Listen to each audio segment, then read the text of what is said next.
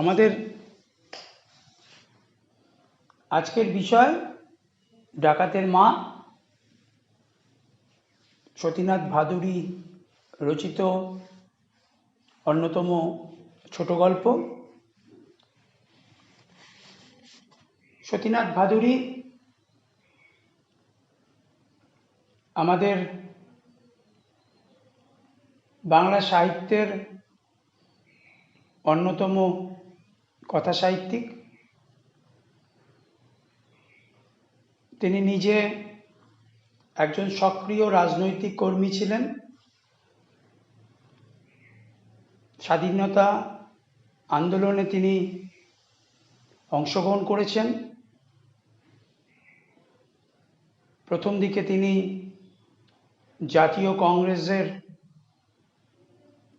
যে কর্মকাণ্ড তাতে তিনি সক্রিয়ভাবেই জড়িত ছিলেন, অংশগ্রহণ করেছেন। পরবর্তীকালে সে কংগ্রেসের নীতির সঙ্গে মতান্তর হওয়ার জন্য তিনি সমাজতন্ত্রী রাজনীতির সঙ্গে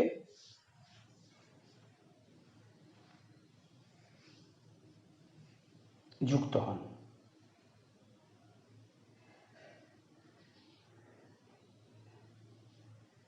তার যে এই রাজনৈতিক আন্দোলনে অংশগ্রহণ, তার জন্য কারাবাসও করতে হয়েছে তাকে।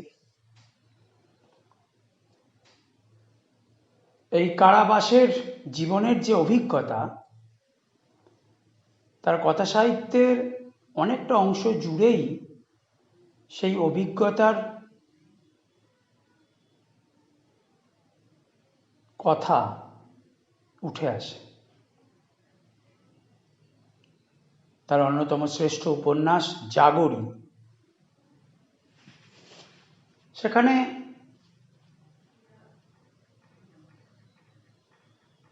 সেই কারাগার জীবনের অভিজ্ঞতার কথা এবং তার যে ওই কংগ্রেসি রাজনীতি, সমাজতান্ত্রিক রাজনীতি, এক একটা চরিত্রের আত্মসমীক্ষার মধ্য দিয়ে সেই রাজনীতির তার ভেতরের অন্তর্দর্শনের কথা প্রকাশ পায়। জাগরী আবার তার অন্যতম শ্রেষ্ঠ উপন্যাস ধোড়াই চরিত মানুষ, সেখানেও একদিকে উত্তাল রাজনৈতিক পটভূমি, আর একদিকে সাধারণ নিম্নবিত্ত দরিদ্র মানুষের জীবন সংগ্রাম।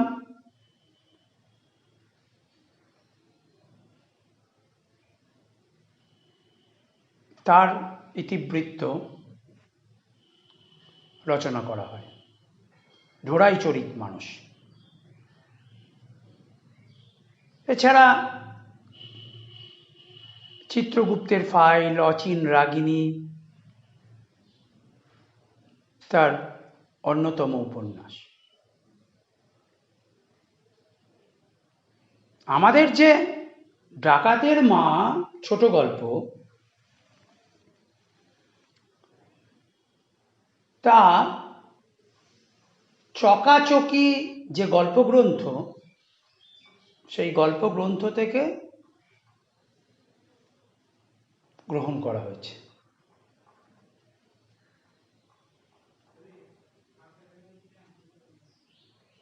ডাকাতের মা,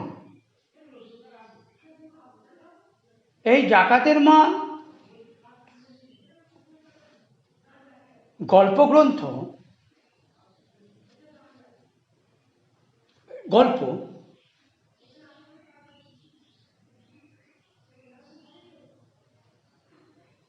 মূলত মা ও সন্তানের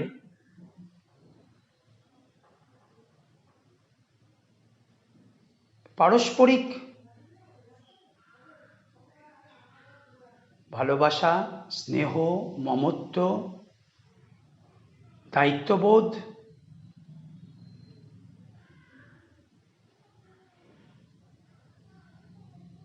এক অনন্য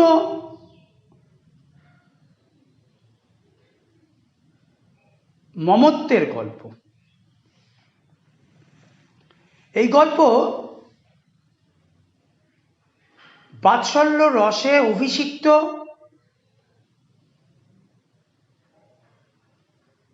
ডাকাতের মায়ের জীবন বৃত্তান্ত।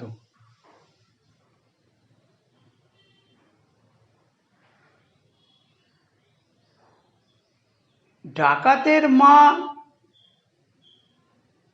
এই ছোট গল্প আবার আরেক দিক থেকে যদি আমরা ভিন্ন ভিন্ন প্রেক্ষণ বিন্দু থেকে অর্থাৎ দৃষ্টিকোণ থেকে আমরা বিচার করি, তখন আমরা দেখব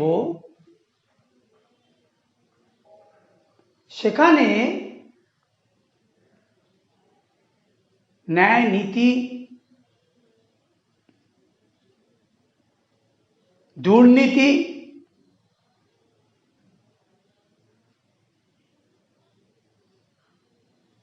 সম্পর্কে নানা রকম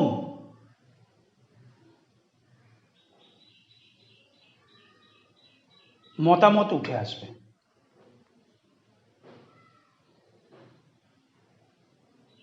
ডাকাতের মা সেই সময়কে নির্দেশ করে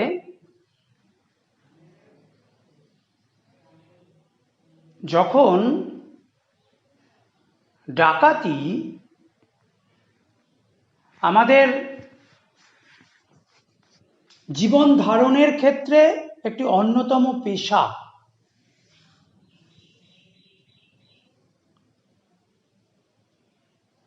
আমরা ডাকাতের গল্প পড়েছি অনেক, খগেন্দ্রনাথ মিত্রের তো সেই বিখ্যাত গ্রন্থই আছে বাংলার ডাকাত।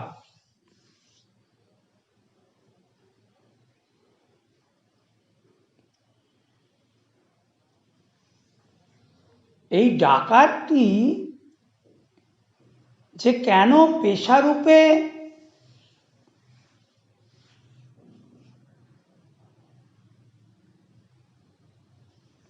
আমাদের সমাজ জীবনে গৃহীত হলো, তার কিন্তু একটা প্রেক্ষাপট আছে।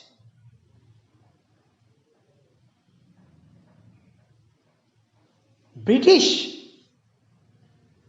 যখন আমাদের ভারতবর্ষ তার রাজনৈতিক, অর্থনৈতিক ক্ষমতা দখল করল, তখন সাম্রাজ্যবাদী ব্রিটিশ তার নিজের দেশের উৎপাদিত দ্রব্য, শিল্প, তার বাজার দখল করার জন্য আমাদের এখানে উপনিবেশ স্থাপন করলো। উপনিবেশের ক্ষমতা দখল করলো। এখন আমাদের দেশের বুকে তাদের একচ্ছত্র আধিপত্য, তাদের মানে ওই ব্রিটিশের দেশীয় শিল্পপতিদের, ব্রিটিশের দেশীয় শিল্পপতিদের, ইস্ট ইন্ডিয়া কোম্পানি পোষিত শিল্পপতিদের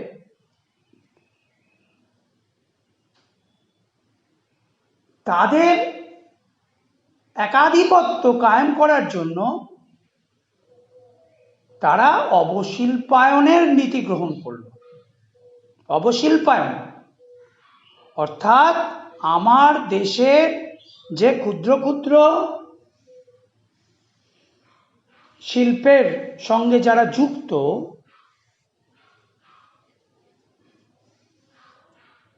সেই ক্ষুদ্র শিল্পের ধ্বংস করার জন্য তারা নানা রকম নীতি প্রণয়ন করল। এখন ক্ষুদ্র শিল্পের সঙ্গে যুক্ত যারা, তারা কাজ হারালো, কারণ ক্ষুদ্র শিল্প ওই ব্রিটিশ শিল্পপতিদের সঙ্গে প্রতিযোগিতায় পেরে উঠল না, ক্ষুদ্র শিল্প বন্ধ হতে শুরু করলো। আর ক্ষুদ্র শিল্পের সঙ্গে যুক্ত শ্রমিক তারাও কাজ হারালো। তারা ফিরে এলো তাদের গ্রামে, অথবা গ্রামেই অনেক ক্ষুদ্র শিল্প যা ছিল তা বন্ধ হলো অচিরেই। তো জমির ওপরে চাপ বাড়লো, কৃষির ওপরে চাপ বাড়লো, কিন্তু কৃষির জমি তো সীমিত।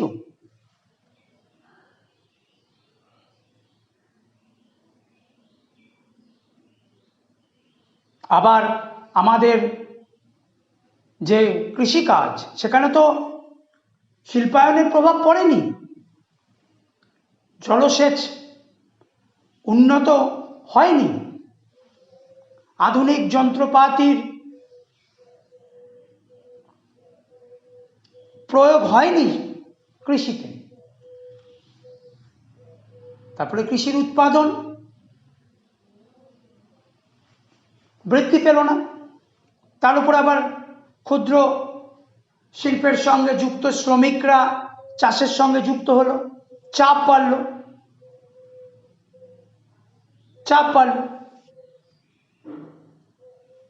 তাহলে ক্ষুধা, অনাহার, দুর্ভিক্ষ তখন আমাদের সমাজ জীবনে ভবিতব্য হয়ে দাঁড়াল।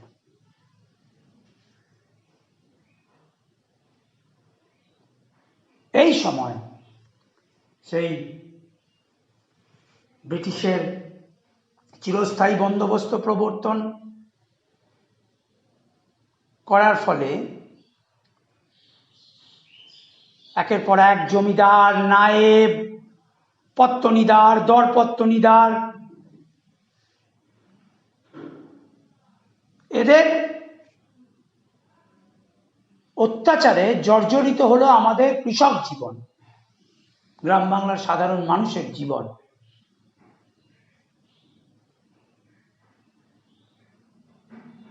বেঁচে থাকার উপায়?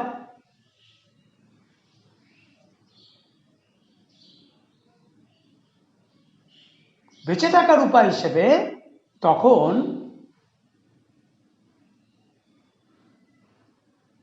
ডাকাতি একটি অন্যতম মাধ্যম হয়ে উঠল। এই ঐতিহাসিক দিকটির কথা আমাদের ভাবতে হবে। কিন্তু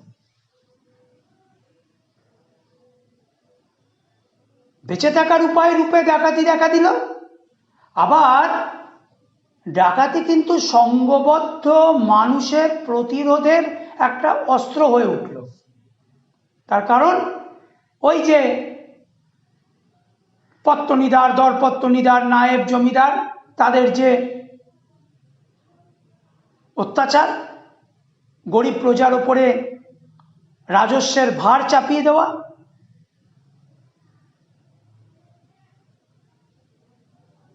এই অন্যায়ের প্রতিবাদেরও কিন্তু একটি অস্ত্র হয়ে উঠল ডাকাতি। তার কারণ আমরা দেখেছি রবীন্দ্রনাথের গল্পে সে রঘু ডাকাতের কথা আছে, আমরা বঙ্কিমচন্দ্রের সেই ভবানী পাঠকের কথা তো জানি,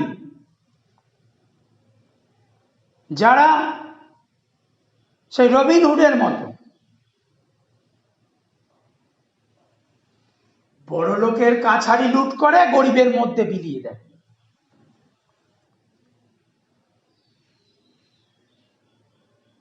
নারী জাতিকে সম্মান, শ্রদ্ধা প্রদর্শন করে। ডাকাত সম্পর্কে তখন সমাজ জীবনে সমীহ সম্মান প্রদর্শন করা হতো। ডাকাতি ছিল সাহসিকতার কাজ, ডাকাতি ছিল মরদের কাজ, ডাকাতি ছিল এক সংঘবদ্ধ রূপে অন্যায়ের বিরুদ্ধে প্রতিবাদের শস্ত্র। সেই প্রেক্ষিতে আমাদের ডাকাতের মা গল্প পাঠ করতে হবে। এই প্রেক্ষিত ভুলে গেলে চলবে না। আমাদের এই গল্পের প্রধান চরিত্র, মুখ্য চরিত্র, সেটা নামই আছে ডাকাতের মা। এই গল্পে তাকে আমরা সৌখীর মা বা ডাকাতের মা রূপেই জানি। তার ব্যক্তির নাম গল্পের মধ্যে কোথাও কিন্তু উল্লেখ করা হয়নি।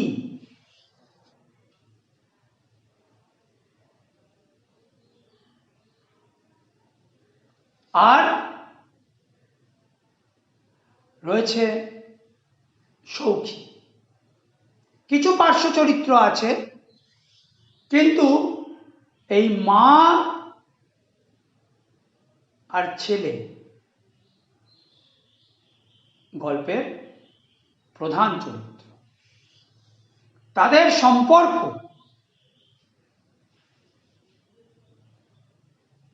তাদের পারস্পরিক ভালোবাসার সম্পর্ক, দায়িত্ব কর্তব্যবোধের সম্পর্ক গল্পের প্রধান উপজীব্য।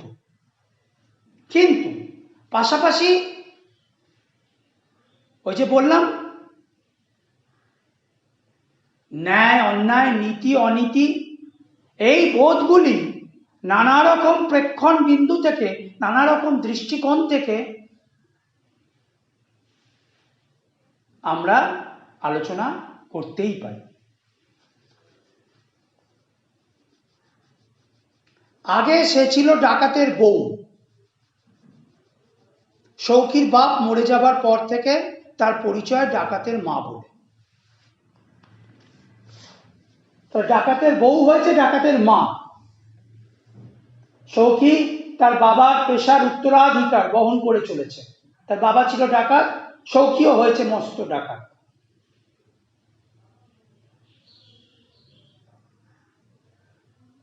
সৌখী আজ অনেক দিন হলো জেলে।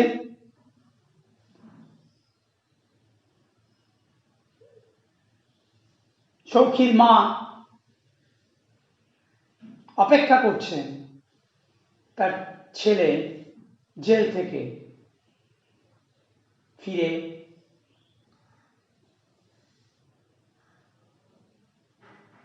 মায়ের কাছে আসবে। মা পুত্রের ঘরে ফেরার অপেক্ষারতা।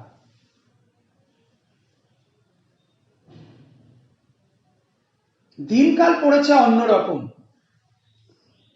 সৌখীর বাপের মুখে শোনা যে সেখানে দলের কে যেন জখম হয়ে ধরা পড়বার পর নিজের হাতে নিজের জিভ কেটে ফেলেছিল, পাছে পুলিশের কাছে দলের সম্বন্ধে কিছু বলে ফেলে সেই ভয়।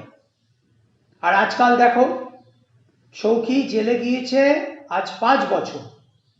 প্রথম 2 বছর দলের লোক মাসে মাসে টাকা দিয়ে যেত, 3 বছর থেকে আর দেয় না। এ কি কখনো হতে পারত আগেকার কালে?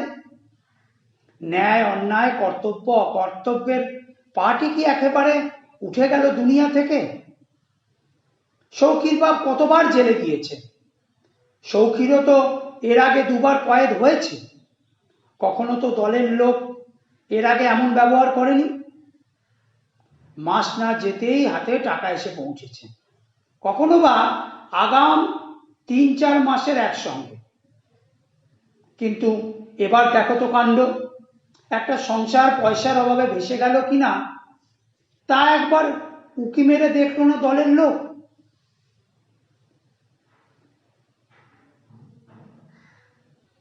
ডাকাতি পেশা, ওই যে বললাম, সংঘবদ্ধ প্রতিরোধ।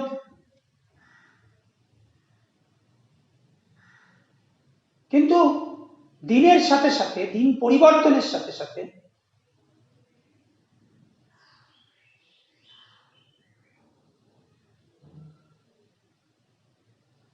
যে পেশার চরিত্র,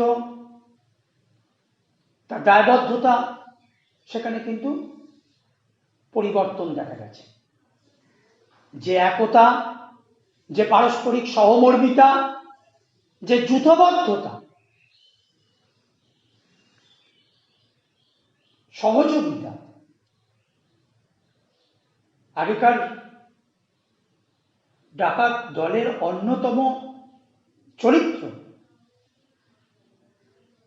সেখানে কিন্তু আজকে ফাটল ধরেছে সেই একতায়। আগেকার দিনে এক ডাকাত যদি ধরা পড়ত, পুলিশের কাছে নিজের জিভ সে কেটে ফেলত, কারণ পুলিশের সেই অবর্ণনীয় অত্যাচারের সামনে সে যদি আত্মসমর্পণ করে, দলের লোকদের সম্পর্কে গোপন কথা যদি প্রকাশ করে ফেলে, তাহলে আত্মবলিদান দিতে সে পিছপা হতো না। তবু সে দলের অন্যান্য সদস্যদের সঙ্গে বিশ্বাসঘাতকতা করত না।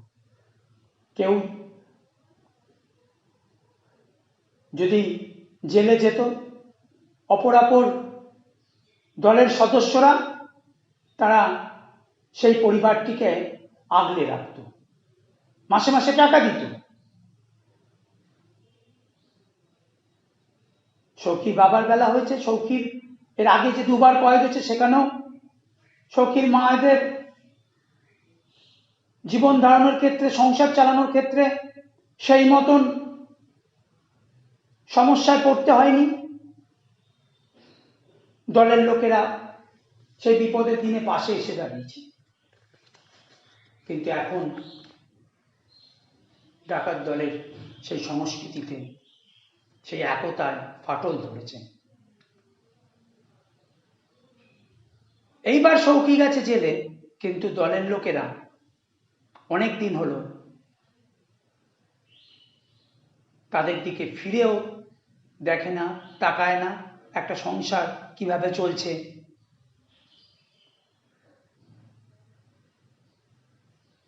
আগের বৌমার শরীরটা ছিল ভালো, সৌখীর এবারকার বউটা রোগা রোগা, তার উপর ছেলে হবার পর একেবারে ভেঙে গিয়েছে শরীর। সৌখী যখন একবার ধরা পড়ে তখন বৌমার ছেলে পেটে। হ্যাঁ, নাতিটার বয়স 4-5 বছর হলো বই কি।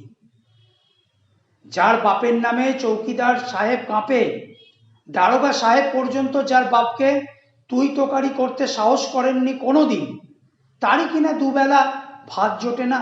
হায় রে কপাল! তাহলে এক অভিশপ্ত দারিদ্রের ছবি সৌখীর মা হাজির করে। সৌখীর দ্বিতীয় পক্ষের বউ রুগ্ন, শীর্ণ, দুর্বল। তার একটি ছেলে রয়েছে, সেও অপুষ্টিতে ভুগছে। দুবেলা দুমুঠো ভাত তাদের জোটে না।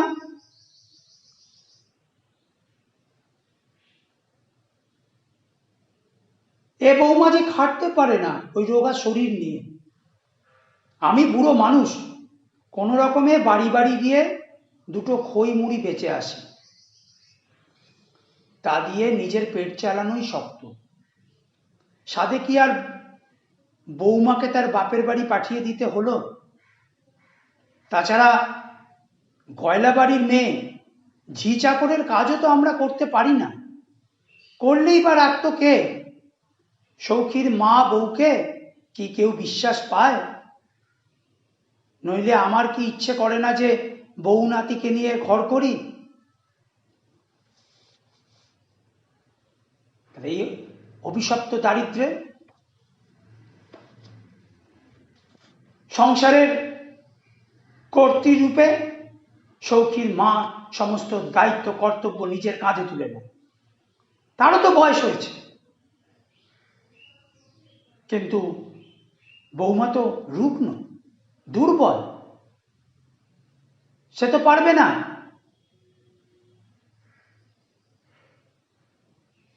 পরিশ্রমের মধ্য দিয়ে এই সংসারের জোয়াল টানতে সৌখীর মা সে বাড়িতে বাড়িতে গিয়ে খই মুড়ি বেচে। তাতে যৎ সামান্য যে আয় হয় তারই চলে না।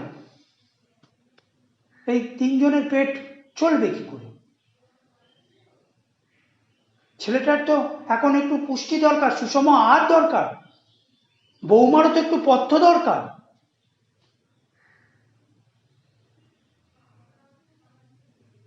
সৌখীর মা তার এই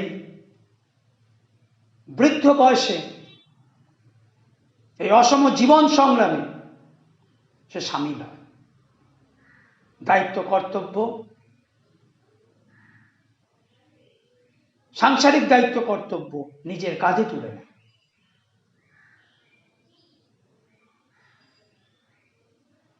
সৌখীর মায়ের মধ্যে রয়েছে প্রবল সাজাত্যাভিমান। এই যে তিনি বলছেন যে আমরা গয়লাবাড়ির মেয়ে, ঝি চাকরের কাজটা আমরা করতে পারি না, আত্মসম্মান বোধ রয়েছে তার মধ্যে।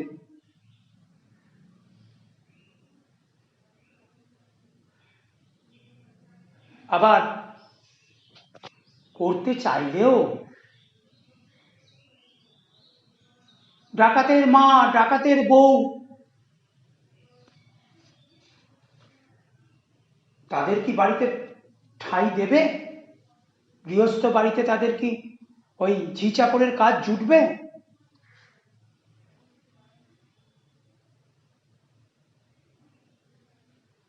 তার ফলে কোনো উপায়ান্তর না দেখে সৌখীর মা তার বৌমাকে এবং তার নাতিকে বৌমার বাপের বাড়ি পাঠিয়ে দেয়। বৌমার বাপের বাড়ি পাঠিয়ে দেয়।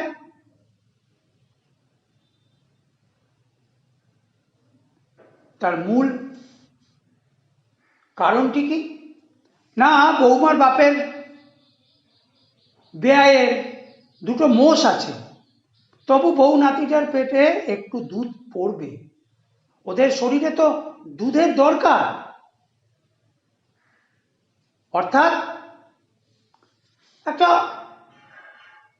মায়ের কর্তব্য থেকে, একটা বাৎসল্য প্রেম থেকে, যে না, বৌমাটা, ওই নাতিটা একটু দুধে ভাতে থাকবে, ওদের শরীরটা একটু সুস্থ সমর্থ হবে।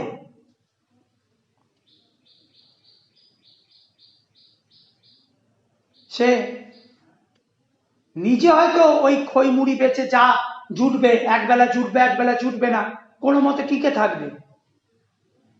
নিজের টিকে থাকার চেয়েও তার সবচেয়ে মাথা ব্যথার কারণ হয়ে দাঁড়ায় তার রুগ্ন বৌমা, তার অপুষ্টিতে ভোগা নাতি আরো কত ভালো থাকবে, সেই চিন্তা।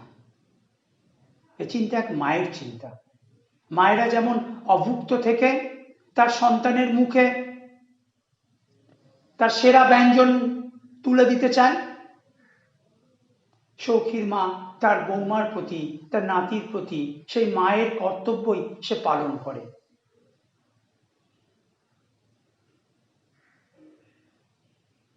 কিন্তু একটা যেন মনের মধ্যে কোথাও একটা হীনমন্যতা কাজ করে। সে ভাবে যে পাড়া প্রতিবেশী কি ভাববে, বৌমাকে বাপের বাড়ি পাঠিয়ে দিল। কিন্তু পাড়া প্রতিবেশী তো আর জানে না সৌখীর মায়ের তার যে বাৎসল্য স্নেহ, তার যে অপত্য স্নেহ এর মূলে কাজ করে। আর বছরখানেক বাদেই তো সৌখী ছাড়া পাবে, তখন বউকে নিয়ে এসে রূপোর গয়না দিয়ে মুড়ে দেবে, দেখিয়ে দেব পাড়ার লোকদের সৌখীর মায়ের নাতি পথের ভিখিরি নয়।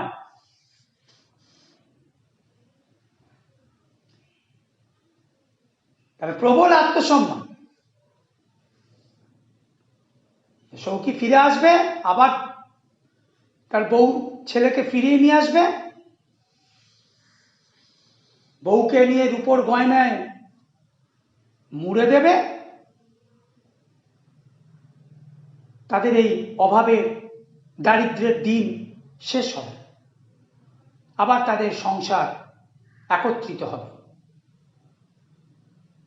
এই আশায় দিন গোনে সৌখীর মা, ছেলের ফিরে আসার আশায়। ঘুম আর আসতে চায় না, রোজ রাতেই এই অবস্থা।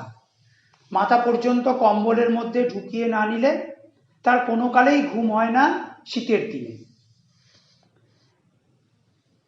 দিনের জন্য নাক মুখ ঢোকে শোয়নি 5 বছরের মধ্যে।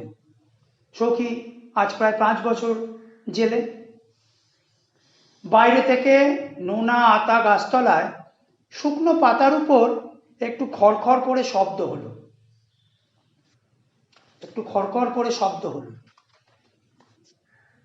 টক টক করে টোকা পড়ার মতো শব্দ যেন কানে এলো।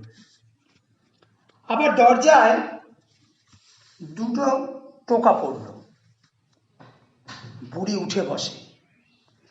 এতদিনে কি তাহলে দলের হতভাগাগুলোর মনে পড়েছে সৌখীর মায়ের কথা? শব্দ হচ্ছে, তাহলে কি ওই দলের লোকেরা টাকা দিতে এসছে? আবার দরজায় দুটো টোকা পড়ল।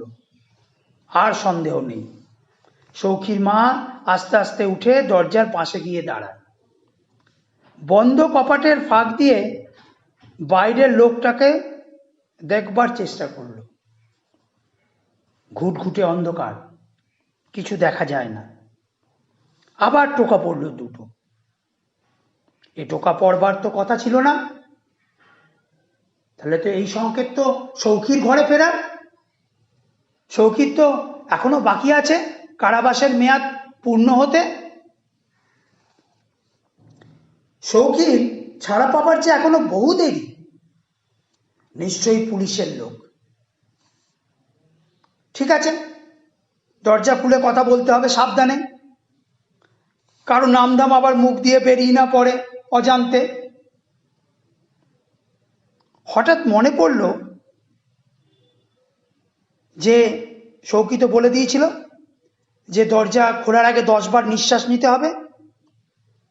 বুড়ি তাড়াতাড়ি 10 বার নিঃশ্বাস ফেলে নিয়ম রক্ষা করে নিল।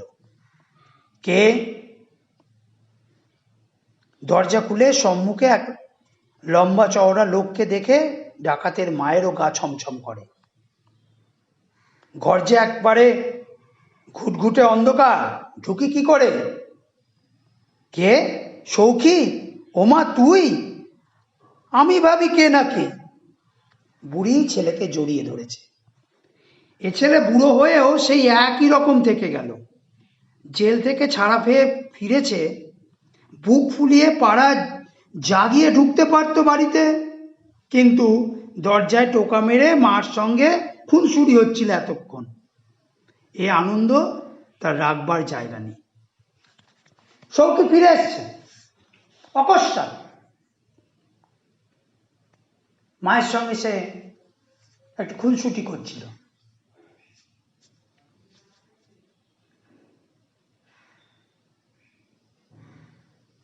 যে দিনটার অপেক্ষা করছিল সৌখীর মা, সেই দিন অবশেষে সমাগত। তার ছেলে ঘরে ফিরে এসছে। ছেলেকে বুকে আগলে নিয়েছে, আগলে ধরেছে মা। আনন্দের অশ্রু বইছে তার চোখ দিয়ে। মা ছেলের সেই যে মিলনের দৃশ্য, ডাকাত আর ডাকাতের মায়ের মিলনের দৃশ্য। ডাকাত, তার মধ্যে কি মাতৃস্নেহ থাকতে নেই? ডাকাতের মা, তার মধ্যে কি বাৎসল্য স্নেহ থাকতে নেই? পেশা, সে তো সমাজের রাজনৈতিক, অর্থনৈতিক, সামাজিক নীতির কারণে মানুষকে নির্বাচন করতে হয়, কিন্তু মানুষের যে পুত্র সত্তা, মানুষের যে মাতৃসত্তা, সেখানে তো কোনো খাদ নেই। সেখানে ডাকাত হলেও সে পুত্র, ডাকাতের মা হলেও সে মা। মা আর ছেলের মিলন। দীর্ঘ বিরহের পর, দীর্ঘ অপেক্ষার পর সেই মিলন আমাদেরও আনন্দাশ্রু আনে। লাট সাহেব জেল দেখতে গিয়েছিল, আমার কাজ দেখে খুশি হয়ে ছেড়ে দেবার হুকুম দিয়ে দিল। খুশি আর কি, হেড জমাদার সাহেবকে টাকা খাইয়েছিল, সেই সুপারিশ করে দিয়েছিল জেলার বাবুর কাছে, তাই বেশি রেমিশন পেয়ে গেলাম।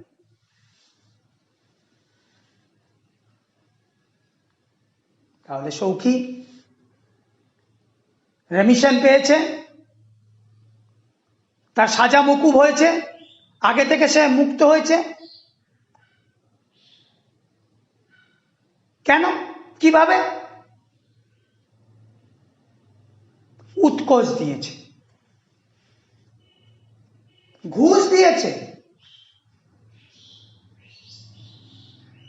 ঘুষ দিয়েছে সে হেড জমাদার সাহেবকে। আবার হেড জমাদার সাহেব হয়তো তার যে ওপরওয়ালা জেলার বাবু, তাকে ওই উৎকোচে উপঢৌকনে তুষ্ট করেছে।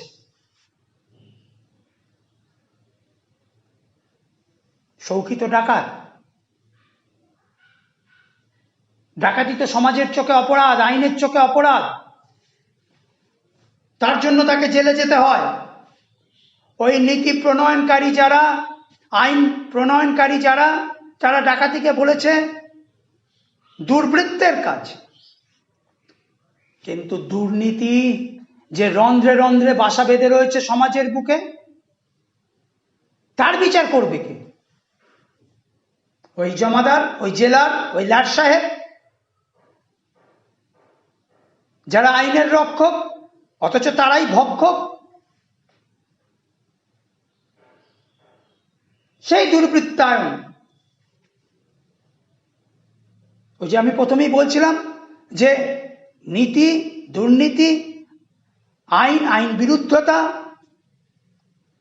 এগুলো নানা রকম দৃষ্টিকোণ থেকে আমরা বিচার করতে পারি। সৌখী তো ডাকাতি করে হচ্ছে নিজের পেটের দায়ে, ওটা পেশা। সমাজ তার কাছে অন্য কোনো পেশা রাখেনি। ঐতিহাসিক আমরা তার যে ভিত্তি, তার যে প্রেক্ষাপট, সেটা আমরা প্রথমেই বলেছি।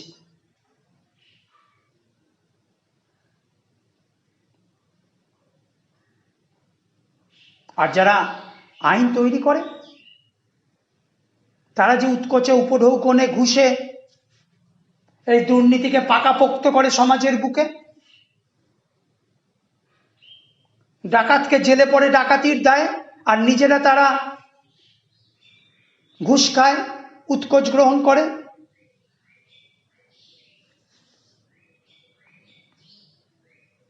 দরকারের চাইতেও জোরে কথাগুলো বলল সৌখী, যাতে ঘরের অন্য সকলেও শুনতে পায়। কেন সে তাড়াতাড়ি ছাড়া পেল জেল থেকে? একটু জোরেই বলল। কেন জোরে বলল? তার কারণ তার ওই স্ত্রী, তার পুত্র, তারা যাতে শুনতে পায়। তারা হয়তো ঘুমিয়ে রয়েছে, তার গলা শুনে তারা যদি বেরিয়ে আসে।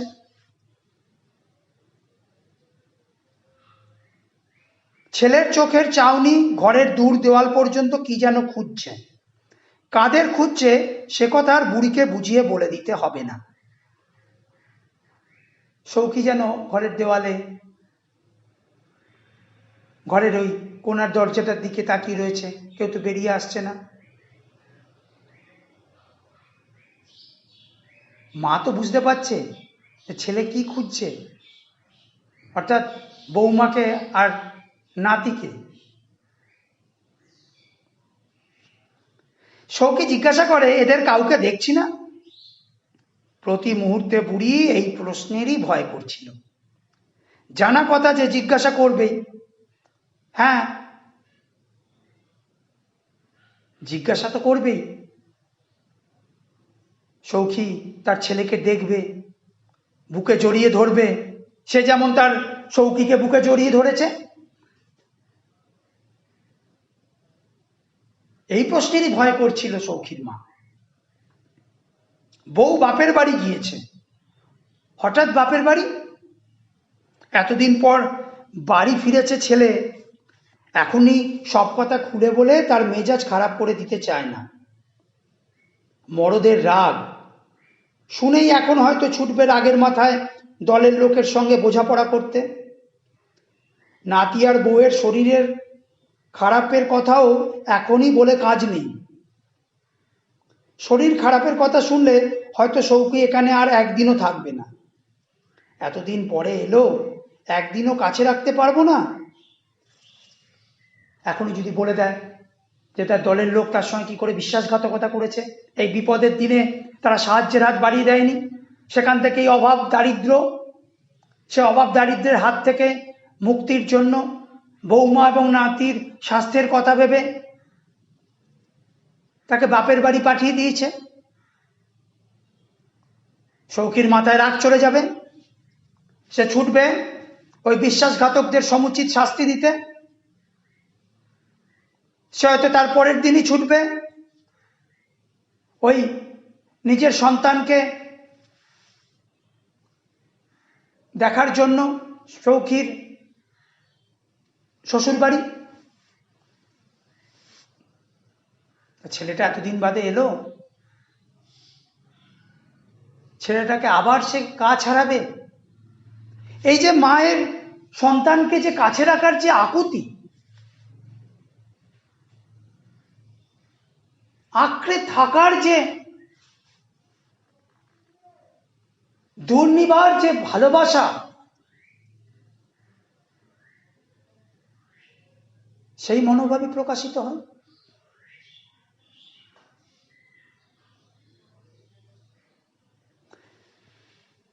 সৌখীর বাড়ি ফিরবার আনন্দ অর্ধেক হয়ে গিয়েছে মুহূর্তের মধ্যে। ছেলেটা কেমন দেখতে হয়েছে তাই নিয়ে কত কল্পনার ছবি এঁকেছে জেলে বসে বসে। ছেলে কেমন করে গল্প করে মায়ের সঙ্গে, তাই শুনবার জন্য টোকা মারবার আগে দরজায় কান ঠেকিয়ে কতক্ষণ দাঁড়িয়েছিল। সৌখী, পিতা সৌখী, ছেলেটাকে চোখের দেখা দেখেনি, জেলে বসে এই দিনটার অপেক্ষা করছিল। সে আপন সন্তানকে সে দেখে চক্ষু সার্থক করবে, হৃদয় আনন্দে উদ্বেলিত হয়ে উঠবে। কত তীব্র ব্যাকুলতায় সে দিন পার করেছে, কিন্তু এসে আশাভঙ্গ। সৌখীর যে পিতারূপে তার যে স্নেহের আকুতি,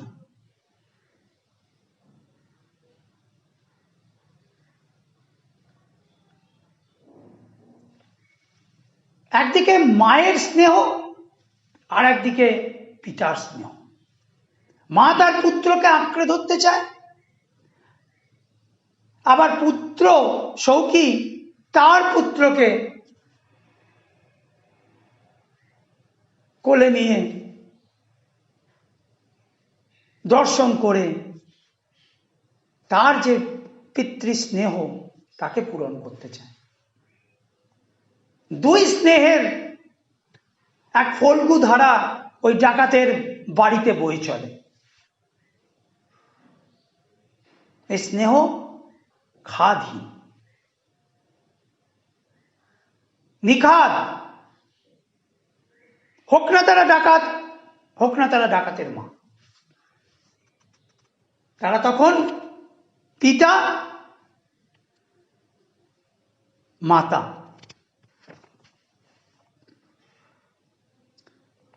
সে মনে মনে ঠিক করে ফেলে যে কালই সে যাবে শ্বশুর বাড়ি বউ ছেলেকে নিয়ে আসতে। একথা এখনই মাকে বলে ফেলা ভালো দেখায় না, নইলে মা আবার ভাববে যে নতুন বউ এসে ছেলেকে পর করে নিয়েছে। এখনই মাকে বলার দরকার নেই, যাব, গিয়ে বউ ছেলেকে নিয়ে চলে আসবো।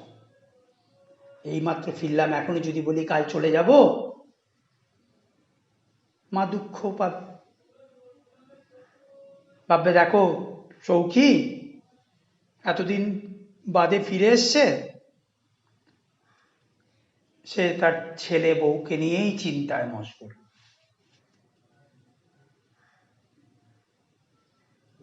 একদিকে পিতার স্নেহ তাকে অস্থির করে তুলছে, আবার একদিকে শৌকিত পুত্র, তাহলে মায়ের প্রতি তো তার কর্তব্যবোধ রয়েছে। সে এমন কিছু করতে পারে না যা তার মায়ের মনকে আঘাত দেয়। তাহলে শৌকির মধ্যে এই দুটো সত্তার দ্বন্দ্ব, একদিকে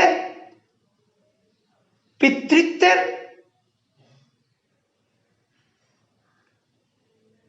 একটা তাগিদ, আবার একদিকে পুত্রের অবিচল যে কর্তব্যবোধ।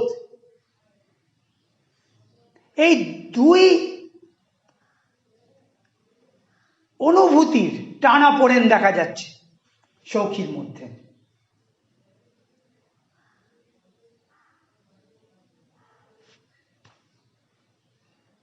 সৌখী ঘুমিয়ে পড়ল, মা নিদ্রাহীন। কেন? এতদিন পর ছেলে বাড়ি এলো, কোথায় নিশ্চিন্ত হবে তা নয়, সৌখীকে কি খেতে দেবে কাল সকালে, সেই হয়েছে বুড়ির মস্ত ভাবনা। মায়ের মন তো, সৌখী রাতে এসছে, খেয়ে এসছে, কিন্তু কাল সকালে কি খেতে দেবে? এতদিন পরে ছেলেটা এসছে,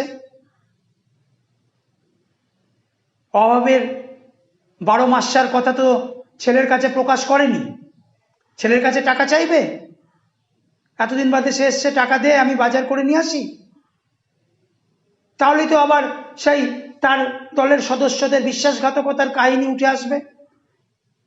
আবার ছেলে তখন ক্রোধান্বিত হয়ে তাদের আক্রমণ করতে যাবে, তখন ভয়ঙ্কর কিছু ঘটে যাবে।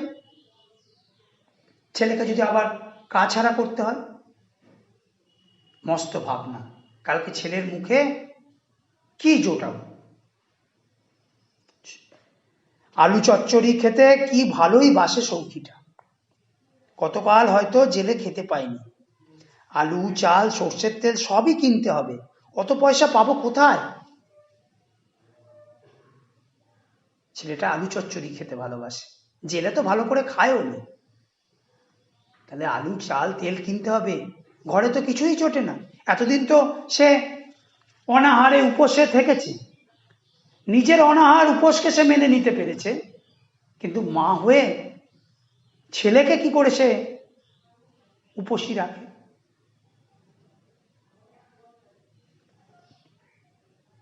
কাছারির ঘড়িতে 2টো বাজল।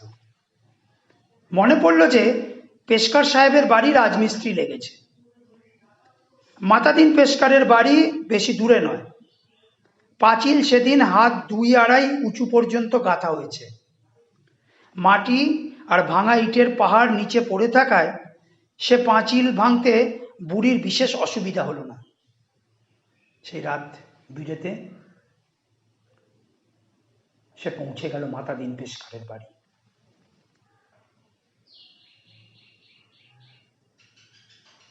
বারান্দায় দোরগোড়ায় গুছিয়ে রাখা হয়েছে পেশকার সাহেবের খড়ম জোড়া আর জল ভরা ঘটি। ঘটিটি তুলে নিয়ে পাঁচিল টপকে বাইরে বেরিয়ে এলো নিঃশব্দে সৌখীর মা। মাতাদিন পেশকারের ঘটি সে চুরি করল। কেন?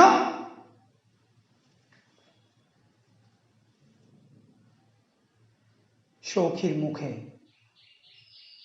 কালকে ভাত, আলু চচ্চড়ি তুলে দিতে হবে।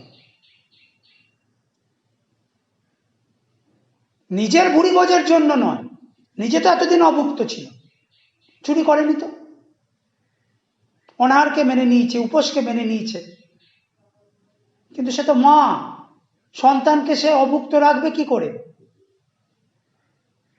সে মাতৃত্বের স্নেহের তাগিদে সে চুরির পথে পা বাড়াবে।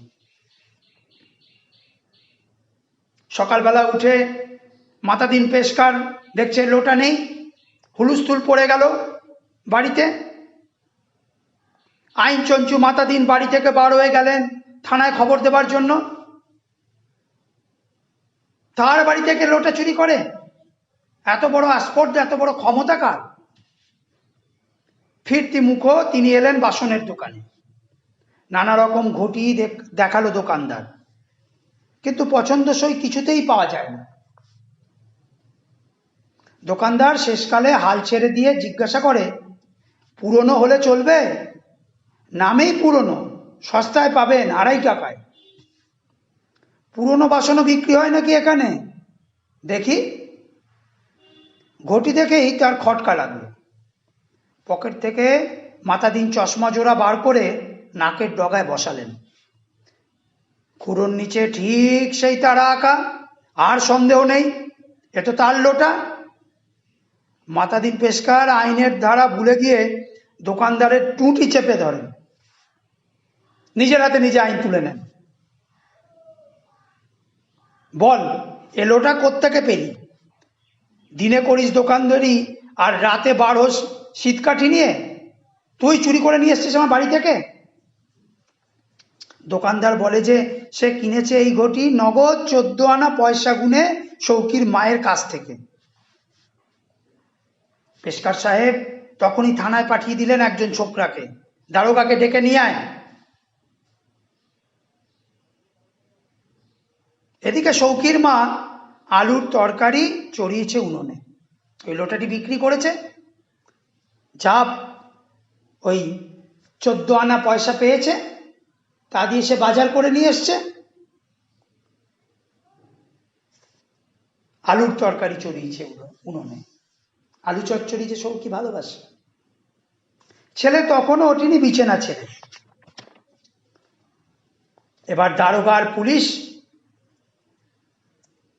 মাতাদিন পেশকার সহ সৌখিদের বাড়িতে প্রবেশ করে। তাদের দেখে বুড়ির বুক কেঁপে ওঠে। পুলিশ থেকে ভয় পাবার লোক সে নয়। এর আগে কতবার সময়ে অসময়ে পুলিশকে তাদের বাড়িতে হানা দিতে দেখেছে, কিন্তু আজ যে ব্যাপার অন্য। মাতাদিন পেশকার আর বাসনওয়ালা যে পুলিশের সঙ্গে রয়েছে।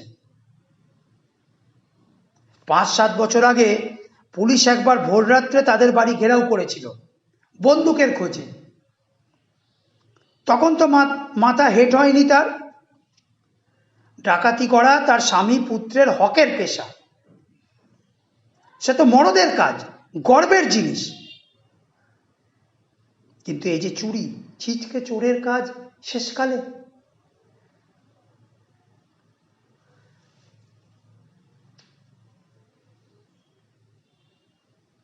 পুলিশ দারোগা সৌখিদের বাড়িতে যখন প্রবেশ করে, বুড়ির বুক কাঁপে। বুড়ি তো ভীত সন্ত্রস্ত নয়, তার তো জীবন সংগ্রাম আমরা দেখেছি, একক জীবন সংগ্রাম। একা একা থেকেছে, দারিদ্র্যের সঙ্গে অসীম জীবনী শক্তি নিয়ে লড়াই করেছে। দারোগা পুলিশ দেখে তার বুক কাঁপবে কেন? সে তো ডাকাতের বউ, সে তো ডাকাতের মা।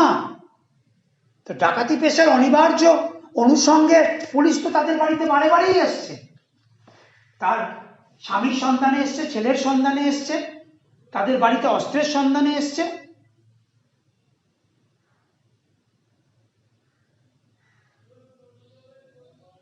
ডাকাতি তো মরদের কাজ, এই নিয়ে তো তার অহংকার রয়েছে। ডাকাতি তো সাহসিকতার কাজ। এ তো তাদের ন্যায্য অধিকার, ন্যায্য জীবিকা।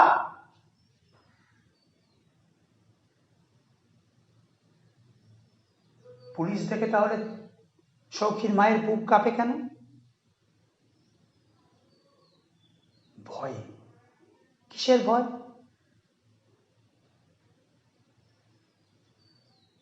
ভয় হচ্ছে নিজের যে আত্মপরিচয়,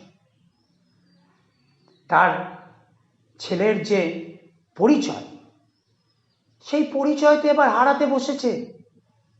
তার কারণ তারা তো ডাকাত, ডাকাত পরিবার, ডাকাত স্বামী, ডাকাত ছেলে, ডাকাতের মা। সেই ডাকাতির পরিচয়ের ক্ষেত্রে এবার ছিচকে চোর, কদু চোর মানে পাতি চোর, সেই পরিচয়টা দেগে যাবে না তো? ডাকাতির পরিচয়টা, ডাকাতের সেই অহংকারের সত্তাটি হারিয়ে যাবে না তো? তার কারণ সামান্য একটা লোটা চুরি করেছে সৌখীর মা, ডাকাতের মা। দারোগা সাহেব জিজ্ঞাসা করলেন, তুই এই লোটা আজ বাজারে বাসনের দোকানে 14 আনায় বিক্রি করেছিস? কোনো জবাব বেরুলো না বুড়ির মুখ দিয়ে। এতক্ষণে সৌখী ব্যাপারটা বুঝে। 14 আনা পয়সার জন্য মা শেষকালে একটা ঘটি চুরি করলো? কেন মা তাকে বলল না? জেলের ঠিকাদারদের কাছ থেকে সে 90 টাকা রোজগার করে এনেছে, এখনো সে টাকা তার কোমরের বাটুয়ায় রয়েছে। মা তার কাছ থেকে চেয়ে নিল না কেন? মা একটা লোটা চুরি করলো 14 আনায়, 14 পয়সায় বিক্রি করার জন্য আমার কাছ থেকে সে টাকা চাইতে পারলো না? এই তো আমার বাটুয়ায় 90 টাকা রয়েছে। কিন্তু পরক্ষণেই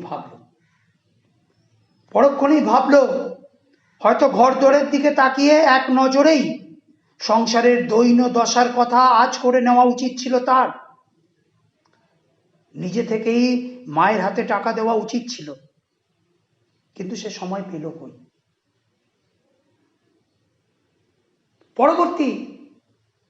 পর মুহূর্তে তার নিজেকেও কিন্তু অপরাধী মনে হচ্ছে। আমি তো এসে খোঁজ নিইনি, মায়ের এতদিন চললো কি করে? সংসারের অভাব দারিদ্র্যের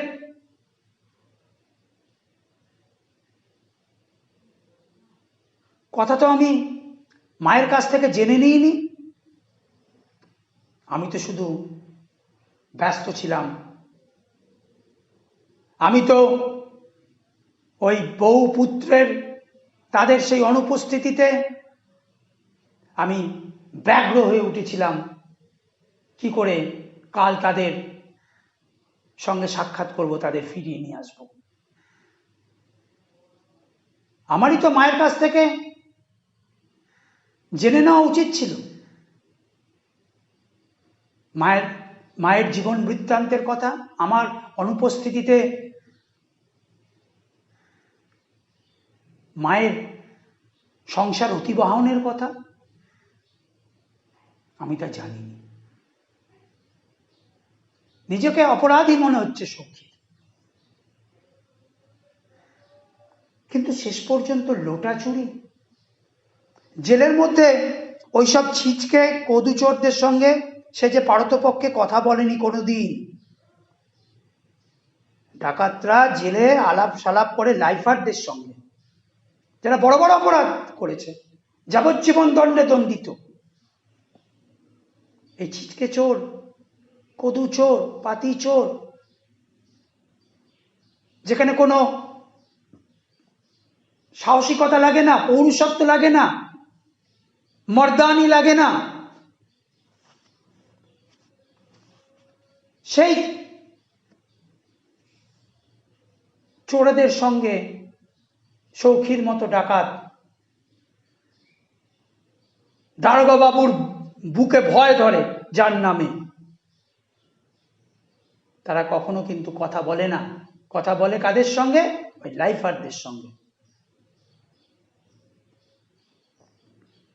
আজকে সেই লোটা চুরির দায়ে অভিযুক্ত হতে হবে তার মাকে।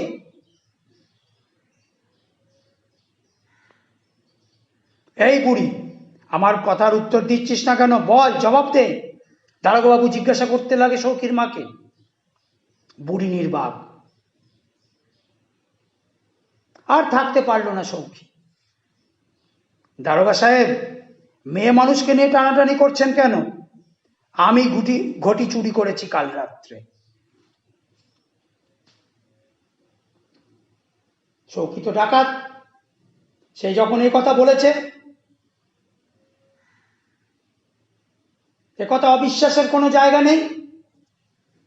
দারোগা বিজয়ীর দৃষ্টি আসছে, এই তো চোর ধরেছে, এই তো ডাকাত ধরেছি, সৌকির মতো ডাকাতকে, হ্যাঁ,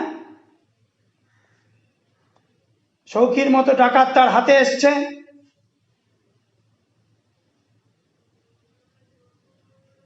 তার হয়তো আবার সৌকিকে গ্রেপ্তার করার জন্য তার হয়তো আবার প্রমোশন জুটবে। দারোগা বিজয়ের হাসি হাসেন।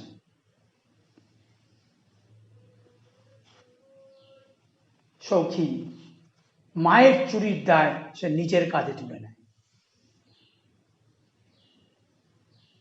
এইবার সৌখীর মা ভেঙে পড়ল। ছেলের নামে কলঙ্ক এনেছে সে, ছেলের নামে কলঙ্ক এনেছে সে। আমার ডাকাত ছেলে আজকে তার সমস্ত পৌরুষ, তার সমস্ত ডাকাতি পেশার অহংকার সবকিছু হারিয়ে ফেলল। আজকে সে ছিচকে চোরে পরিণত হল, ডাকাত হয়ে গেল ছিচকে চোর। ছেলের নামে কলঙ্ক এনেছে সে। না না দারোগা সাহেব, সৌখী করেনি, আমি করেছি, ওকে গ্রেপ্তার করবেন না, আমাকে করুন, ও কিচ্ছু জানে না, ও যে ঘুমোচ্ছিল, ওকে ছেড়ে দিন দারোগা সাহেব। এখনো যে বউ ছেলের সঙ্গে দেখা হয়নি ওর। মা দারোগার পায়ে মাথা কুটছে। সে সত্য ঘটনাকে বলছে যে আমি চুরি করেছি। ও মাকে বাঁচানোর জন্য ও নিজে চুরির দায় কাঁধে তুলে নিচ্ছে। এই আগের রাতে ছেলেটি এলো, আজকেই আবার ওকে নিয়ে চলে যাচ্ছেন। ও তো ওর ছেলেটার মুখ পর্যন্ত দেখেনি, রুগ্ন বউটার সঙ্গে তোর এখনো পর্যন্ত সাক্ষাৎ হয়নি।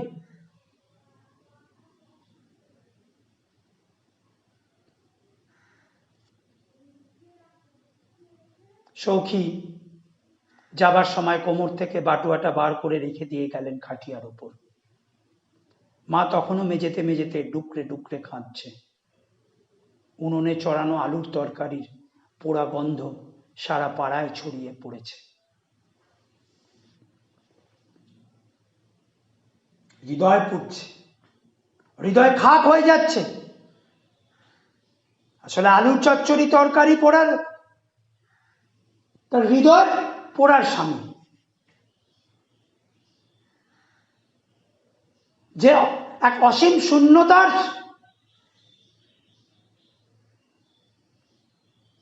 সে অধিবাসী ছিল, অপেক্ষা করছিল ছেলে ঘরে ফিরে আসবে।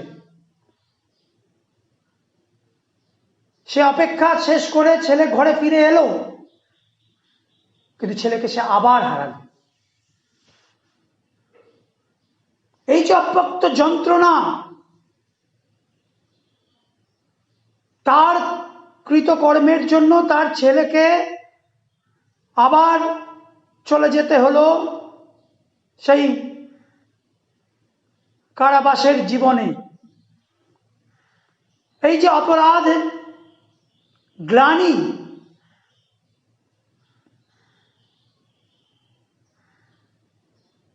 হৃদয়কে খাক করে দিচ্ছে।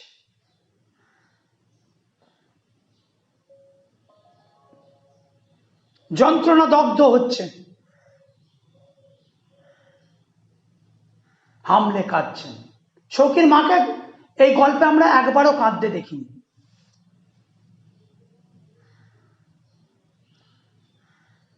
গল্পের শেষে কাঁদতে দেখছি। এক আত্মমর্যাদাবান বৃদ্ধা অসীম জীবনী শক্তিতে লড়াই করে গেছেন, কিন্তু শেষ পর্যন্ত তিনি কাঁদছেন।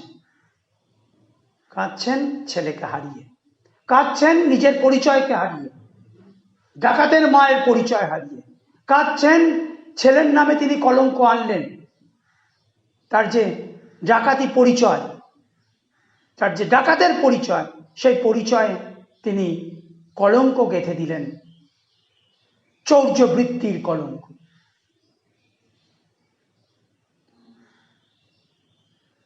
এই গল্পে আমরা সৌখীর মায়ের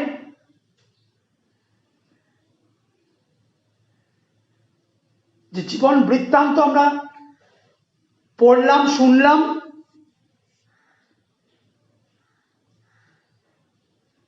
সেখানে আমরা দেখেছি এক নিদারুণ জীবন সংগ্রামে শরিক হয়েছেন সৌখীর মা।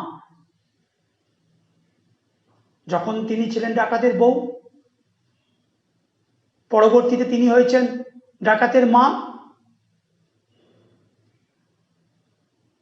এই জীবন সংগ্রাম তো ঊষর, সেই জীবন সংগ্রামের, সেই ঊষর জীবন সংগ্রামের তিনি কিন্তু অসীম জীবনী শক্তি নিয়ে লড়াই চালিয়ে গেছেন। সৌখী অনুপস্থিতিতে মাথা উঁচু করে তিনি বেঁচে থেকেছেন, খই মুড়ি বেঁচেছেন, যৎসামান্য যা জুটেছে তাতে অনাহারের উপোসের জীবনকে বরণ করে নিয়েছেন, কিন্তু মাথা উঁচু করে বেঁচেছেন, আত্মমর্যাদাকে হারাননি। গয়লা বাড়ির মেয়ে ঝি চাকরের কাজ গ্রহণ করেন। তার যে বৌমা, তার যে নাতি, তাদের প্রতি যে দায়িত্ব কর্তব্য, সেখান থেকে তিনি কিন্তু বিন্দুমাত্র বিচ্যুত হননি। রুগ্ন বৌমাকে তিনি কাজে নামাননি, তিনি নিজে সৌখীর অনুপস্থিতিতে সংসারের হাল ধরেছেন। আবার যখন দেখেছেন যে তিনজনের পেট চলে না, অথচ বৌমাটির পথ্য দরকার, নাতিটির পুষ্টি দরকার,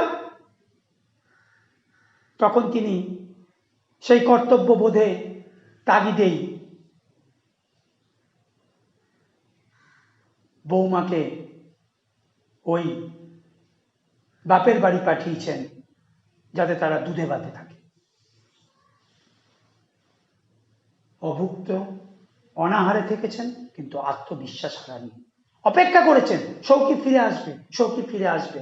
বিনিদ্র রাত্রি জাগরণ করেছেন, ফিরে আসবে এই আশা। উপবাসের জীবন গ্রহণ করেছেন, কিন্তু চৌর্যবৃত্তির পথে কিন্তু তিনি পা বাড়াননি।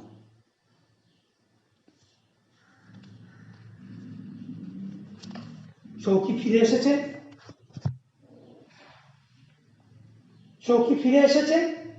ফিরে আসার পর সৌখীকে তিনি কাছে ধরে রাখতে চেয়েছেন। বৌমার বাপের বাড়ি যাওয়ার আসল যে কারণ সৌখীর কাছ থেকে আড়াল করেছেন, তার কারণ সৌখী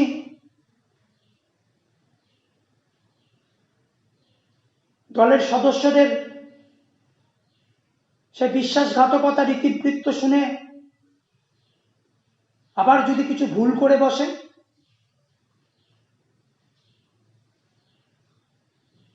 বাস্তব বুদ্ধি তার মধ্যে প্রখর।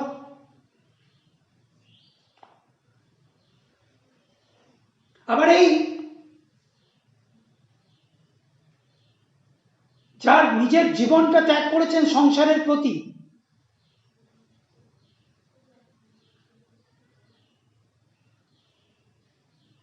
সেই সৌখীর মা ছেলের মুখে সেই তার পছন্দের ব্যঞ্জন আলু চচ্চড়ি তুলে দেওয়ার জন্য মাতাদিন পেশকারের লোটা চুরি করেছে। নিজের অনাহারে কখনো চুরি করেননি, ছেলের মুখে আলু চচ্চড়ির তরকারিটা তুলে দিতে তিনি চুরির পথে পা বাড়াচ্ছে, চুরির পথে পা বাড়াচ্ছে। .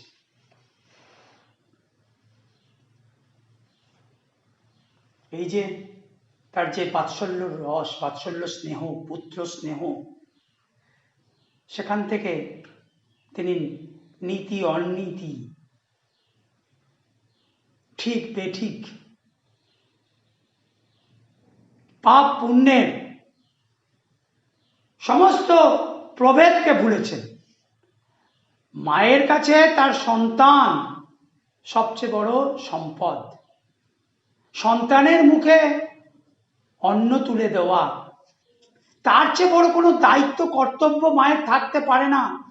সেখানে কোনো সমাজ যতই নীতি তৈরি করুক, সমাজ যতই পাপ পুণ্যের প্রাচীর তৈরি করুক, ভালো মন্দের, ঠিক বেঠিকের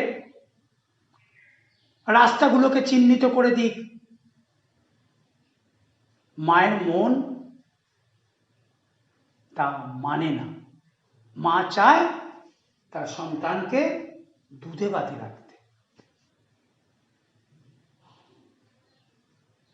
তার জন্যই সে চুরির পথ পর্যন্ত গ্রহণ করেছে, সন্তানের জন্য, সন্তানের মুখে ওই আলু চচ্চড়ি তুলে দেওয়ার জন্য।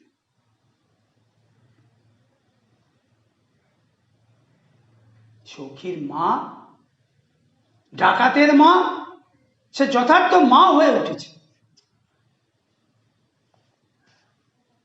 আমি বলছিলাম যে নানা রকম প্রেক্ষণ বিন্দু থেকে আমরা এটাকে বিচার করতে পারি, কোনটা নীতি কোনটা দুর্নীতি।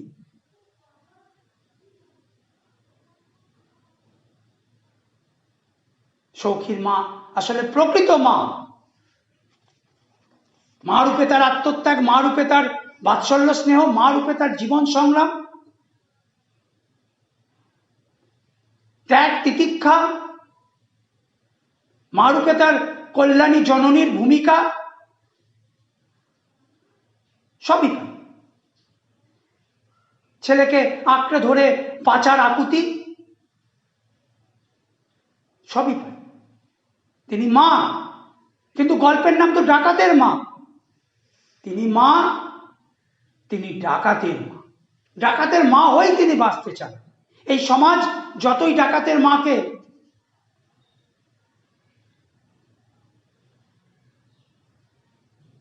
সম্মান দিতে পিছপা হোক না কেন,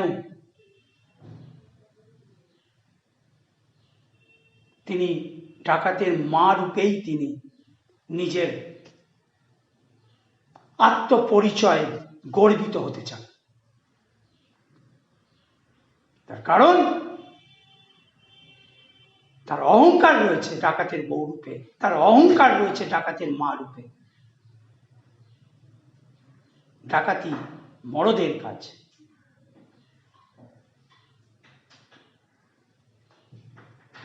তাহলে তিনি মা, তিনি ডাকাতের মা।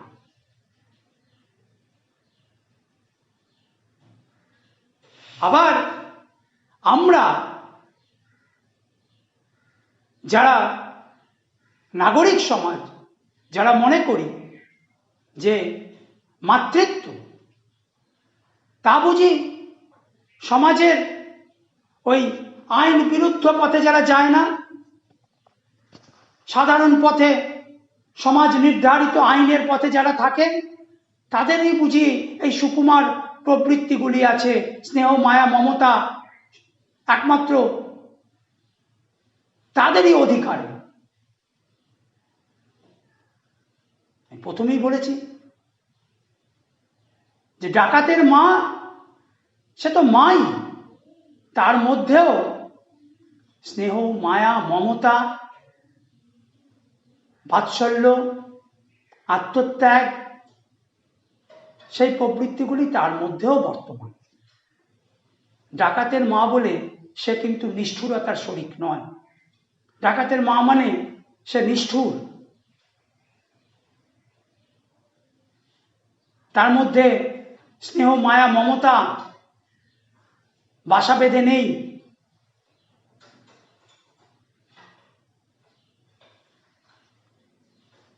না, এ ধারণা ভ্রান্ত। মাকে কোনো পেশায়, ধর্মে, বর্ণে, জাতিতে, তার চারিত্রের কখনো বিচার চলে না। তা ডাকাতের মা, তারও রয়েছে পুত্রের প্রতি অগাধ স্নেহ, অগাধ মমত্ব। আবার ডাকাত সৌখী, সে শুধুই কি নৃশংস?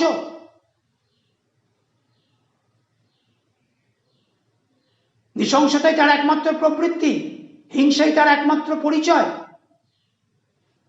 না, ডাকাতি পেশাকে তো সে গ্রহণ করেছে ওই সমাজ নির্ধারিত, আমাদের অর্থনীতি নির্ধারিত যে সুযোগ সুবিধা, সেই সুযোগ সুবিধার, সেই অর্থনৈতিক ব্যবস্থার নিরিখে ডাকাতি পেশা সে গ্রহণ করেছে আমাদের অর্থনীতির নিয়মের, নীতির অনিবার্য তাগিদে।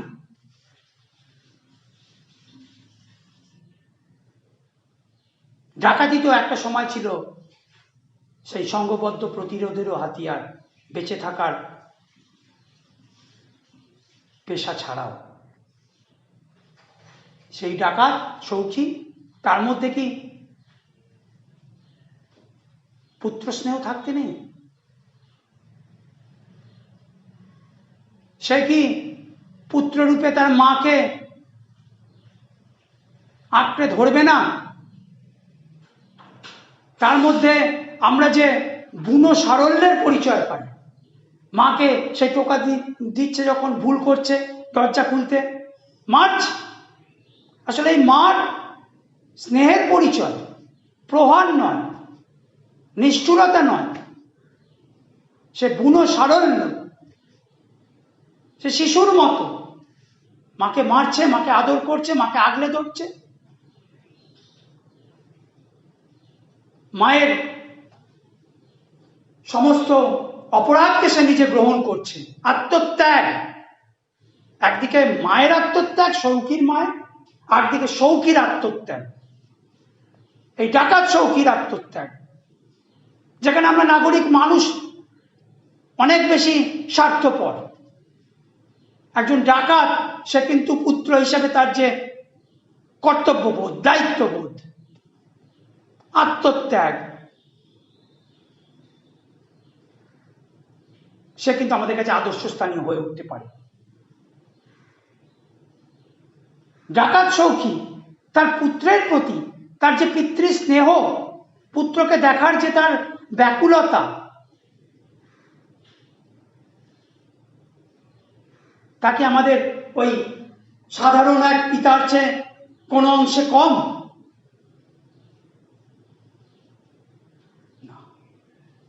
সৌখী এবং সৌখীর মা, তাদের যে পারস্পরিক যে সহমর্মের, বাৎসল্যের, স্নেহের,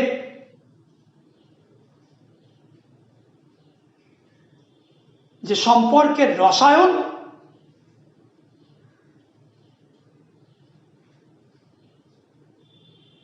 তা আমাদের নাগরিক সমাজের ওই আইনের পথে আমরা যারা থাকি তাদের কাছেও কিন্তু আদর্শ স্থানীয়। ডাকাতের মা একদিকে, ডাকাতের মা একদিকে, সৌখীর মায়ের জীবন বৃত্তান্ত, ডাকাতের মা, মা এবং পুত্রের পারস্পরিক ভালোবাসা, দায়িত্ব, কর্তব্যবোধের গল্প।